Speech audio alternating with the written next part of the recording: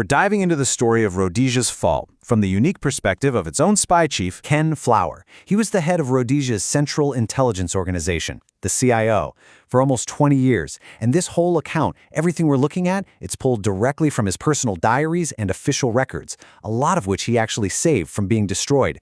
He wanted to, in his own words, put the record straight. Now, the CIO's mission statement is absolutely crucial here. Flower was very clear from the beginning. His agency was created to serve the national interest, not the political agenda of whatever party was in power. It was meant to be this objective, professional source of truth, based on the British and American models. A mission that was about to be pushed to its absolute limit. Okay, so this all comes to a head in 1965. The Prime Minister, Ian Smith, and his government are thinking about doing something huge, a unilateral declaration of independence, or UDI, from Britain. It was a massive, world-shaking political gamble, all designed to keep white minority rule in place. And the politicians? They were so confident, almost cocky about it. They truly believed that any international backlash would be a 7 or 9 day wonder. They figured, the world would yell a little bit, but then everyone would just get over it and accept the new reality.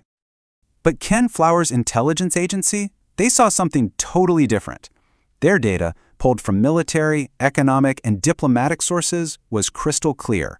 The case for UDI was, and this is their professional take, unsustainable. It was going to fail. And right there, that's the conflict at the heart of this entire story. Political wishful thinking smashing right up against cold, hard intelligence. So, of course, the politicians ignored the warning. Rhodesia declared its independence and, boom, overnight the country becomes an international outcast. Now it's up to Flower and his CIO to somehow keep the whole thing afloat, fighting a desperate war on two completely different fronts.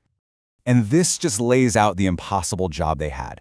On one side, you have this secret economic war. They're using shell companies, shady international deals, anything they can to bust sanctions just to keep the lights on. And on the other side, there's this brutal, grinding counterinsurgency, the Bush War against growing guerrilla armies. It was a secret fight for survival, both economic and military. So you have to wonder, how on earth did they last for 15 years? Well, this gives you a clue. It was all about global cynicism. Sure, you had allies like South Africa and Portugal helping out, but mostly, it was just business. France gave them a way into Europe, and get this, even the superpowers, the US and the Soviet Union, who both publicly voted for sanctions, were privately scrambling to buy Rhodesia's high-grade chromite. As Flower put it, business is business.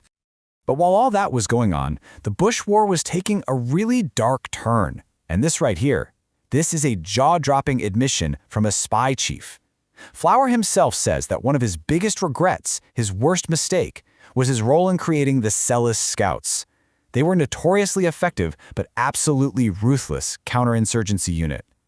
This shows you the heavy moral price of that war, a cost that haunted the men at the very top. Okay, so fast forward into the 1970s, and the consequences of this two-front war are just becoming impossible to ignore. For all their secret successes, the conflict was bleeding Rhodesia dry. All those grim predictions the CIO made a decade earlier, they were coming true. And the military and intelligence leaders knew they couldn't pretend otherwise anymore. Just look at that number, $1 million, every single day. In his diary, Flower wrote that the country was bleeding to death. The financial cost was insane, but the cost in human lives on all sides was just devastating. The whole situation was completely unsustainable. And this is the moment, the point of no return.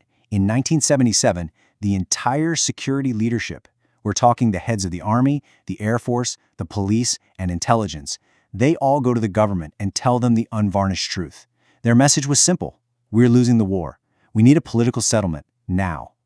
This was Flower doing his job, speaking truth to power, no matter how much they didn't want to hear it. And the response from Prime Minister Ian Smith?